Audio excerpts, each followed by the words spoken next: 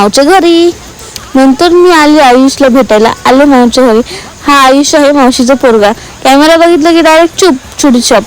नंतर आम्ही आलो होतो बाहेर आलो होतो. मस्त आम्हाला घ्यायचं होतं गुल्लक. पैसे साचवायला.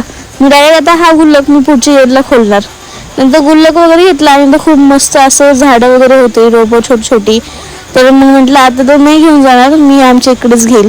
नंतर मी घेतलं गुल्लक आणि निघाले घरी जाण्यासाठी. नंतर मी फायनली घरी आले आणि मी आणि माझ्या मावशीची पोरगी म्हटलं चल काय तर खायला जाऊ. तर आम्ही गेलो होतो पाणीपुरी खायला.